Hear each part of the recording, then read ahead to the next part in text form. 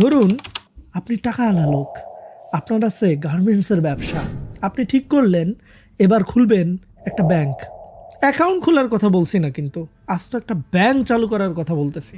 আপনার যেহেতু টাকার গরম, সুতরাং কালকেই মতিঝিলে গিয়ে আপনার ব্যাংকের সাইনবোর্ড ঝুলিয়ে দেন, নাম দেন জেবু ব্যাংক লিমিটেড।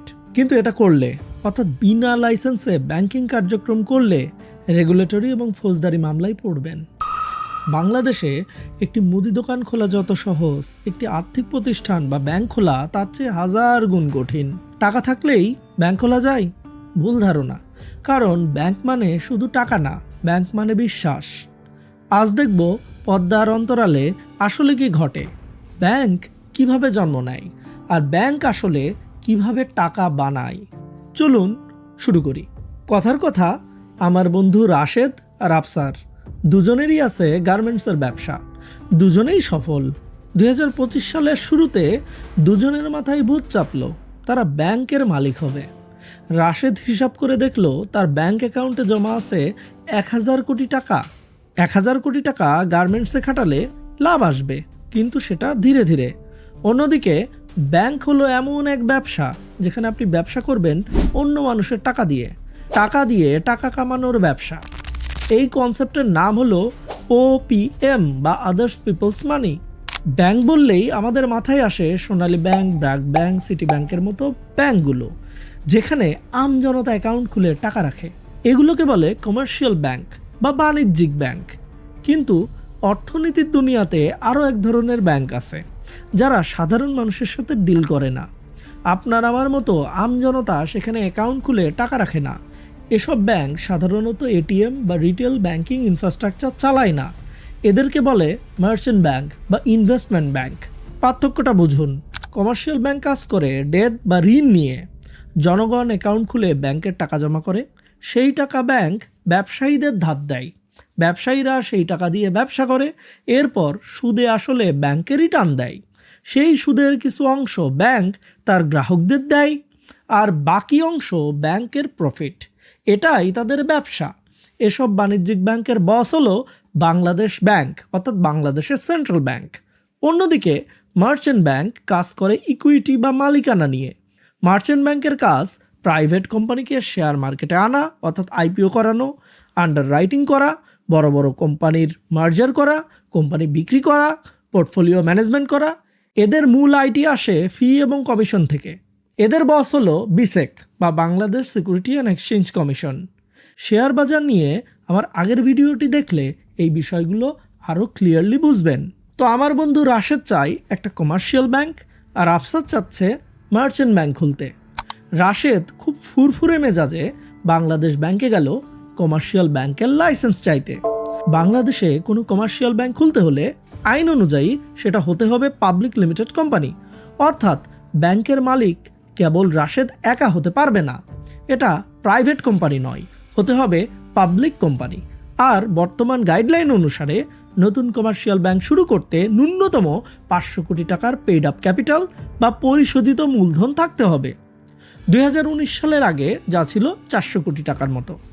তো রেগুলেটর রাশেদকে একটা কাগজ ধরিয়ে দিয়ে বলল, মিস্টার রাশেদ, লাইসেন্স পরে, আগে বলুন 500 কোটি টাকা আছে কিনা আপনার।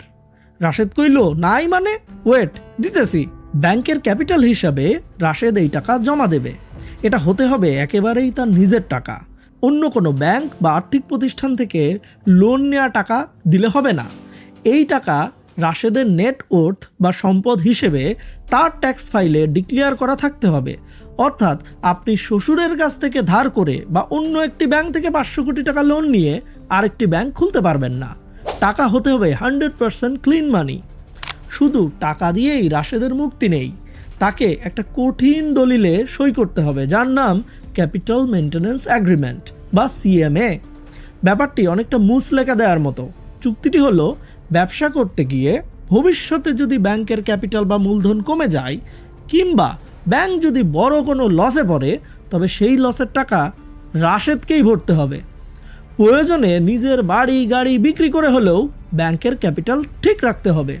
জনগণের টাকা যাতে কোনোভাবেই খোয়া না যায়, সেজন্যই এই ব্যবস্থা।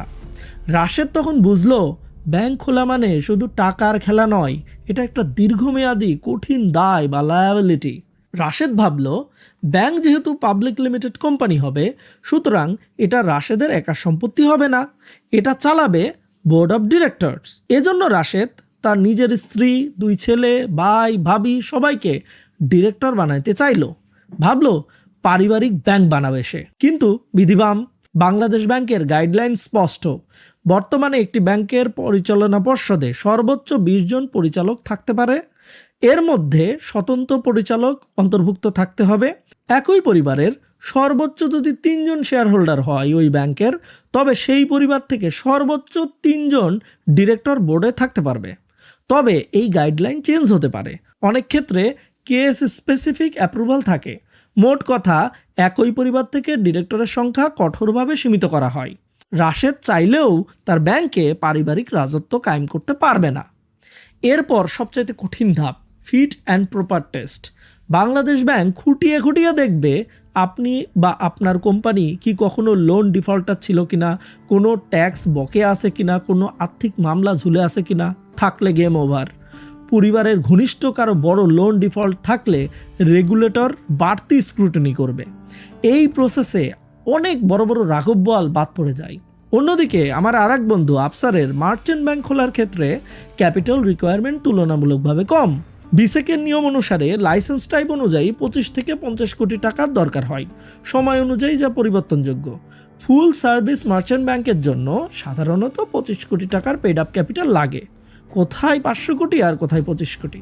কিন্তু আফসারের ঝামেলা আবার অন্য জায়গায়। আফসারকে এমন একজন ডিরেক্টর খুঁজতে হলো যার শেয়ার বাজার সম্পর্কে খুব দারুণ ধারণা আছে। কারণ বিসেক দেখবে পরিচালকদের ক্যাপিটাল মার্কেট সম্পর্কে জ্ঞান আছে কিনা। এই 2 টাইপের ব্যাংক খোলার ক্ষেত্রেই একটি কমন ভয় ছিল সিআইবি রিপোর্ট। রাশেদ বা আফসার অথবা তাদের কোনো ডিরেক্টর যদি অন্য কোনো ব্যাংকে লোন ডিফল্টার হয়, তবে তারা ব্যাংকের স্পন্সর হতে পারবে না। এমনকি তাদের নামে যদি কোনো দেউলিয়া বা ব্যাংক্রাফট হওয়ার মামলাও চলে, তবুও তারা অযোগ্য বলে গণ্য হবে। এত কিছু শেষে 2 জন লাইসেন্স পেল। লাইসেন্স পাওয়ার পর শুরু হবে অফিস খোলার পালা। এখানে রাশেদ আর আফসারের রাস্তা পুরো 180 ডিগ্রি ঘুরে গেল। রাশেদকে খুলতে হবে শাখা বা ব্রাঞ্চ। সে ভাবলো সব শাখা গুলশান আর বনানীতে খুলবে, বড়লোক ক্লায়েন্ট ধরবে। কিন্তু বাংলাদেশ ব্যাংক বাদ সাধল। আপনি যদি শহরে একটা শাখা খোলেন, তবে আপনাকে গ্রাম বা মফস্বলেও বাধ্যতামূলকভাবে শাখা খুলতে হবে। রাশেদকে বাধ্য হয়ে প্রত্যন্ত গ্রামেও শাখা খুলতে হলো, যেখানে লাভ কম কিন্তু খরচ বেশি। তবুও লাইসেন্স টিকিয়ে রাখতে রাশেদকে এটা মানতেই হলো। সাথে আছে সিএসআর বা সামাজিক দায়বদ্ধতা। লাভের একটি নির্দিষ্ট অংশ সিএসআর খাতে খরচ করতে হবে, যার হার রেগুলেটরি নির্দেশনায় নির্ধারিত থাকবে। অন্যদিকে আফসারের যেহেতু মার্চেন্ট ব্যাংক, সেহেতু কোনো শাখা খোলার দরকার নাই, তার দরকার টেকনোলজি। মার্চেন্ট ব্যাংকে 1000 কোটি টাকার শেয়ার লেনদেন হবে, তাই তাকে বসাতে হলো হাই কনফিগারেশনের data centre, disaster recovery site বা ডিআরএস এবং শক্তিশালী সাইবার সিকিউরিটি। কারণ তার ভল্টে শুধু টাকাই থাকে না, তার সার্ভারে থাকে মানুষের বিশ্বাস এবং শেয়ার পোর্টফোলিও। তো ব্যাংক রেডি, এসি লাগানো শেষ। এবার রাশেদ ভাবলো, আমার শ্যালক বেকার বসে আছে, ওকেই আমার ব্যাংকের এমডি বা সিইও বানিয়ে দেই। কিন্তু এখানেও বাংলাদেশ ব্যাংক লাল কার্ড দেখালো। গাইডলাইন অনুযায়ী একটি কমার্শিয়াল ব্যাংকের সিইও হতে হলে তার অন্তত 15 বছরের ব্যাংকিং অভিজ্ঞতা থাকতে হবে। রাশেদের শ্যালক তো দূরের কথা, রাশেদ নিজেও এই পদে বসতে পারবে না। তাকে অনেক টাকা বেতন দিয়ে একজন প্রফেশনাল ব্যাংকার নিয়োগ দিতে হলো। আফসারকেও একই কাজ করতে হলো। মার্চেন্ট ব্যাংকের সিইও বানাতে তাকে এমন লোক আনতে হলো যে ব্যালেন্স শিট দেখে কোম্পানির ভবিষ্যৎ বলে দিতে পারবে। সবশেষে এত কষ্ট করে ব্যাংক খুলে লাভ কী হলো? টাকাটা আসবে কই থেকে? রাশেদের কমার্শিয়াল ব্যাংক পাবলিকের কাছ থেকে কথার কথা 10% সুদে আমানত বা ডিপোজিট নিল, আর সেই টাকা ব্যবসায়ীদের কাছে 14% সুদে লোন দিল। মাঝখানে এই যে 4%, এটাই হলো তার লাভ, যাকে বলে স্প্রেড। এছাড়াও এলসি, রেমিটেন্স এবং কার্ড সার্ভিস থেকেও সে আয় করতে লাগলো। আফসারের মার্চেন্ট ব্যাংক তো আর লোন দেয় না, তার আয় আসতেছে মূলত এই 3টি সেক্টর থেকে। প্রথমটি হলো ইস্যু ম্যানেজমেন্ট ফি। সে একটা কোম্পানিকে শেয়ার বাজারে আনলো, বিনিময়ে 2 কোটি টাকা ফি নিল।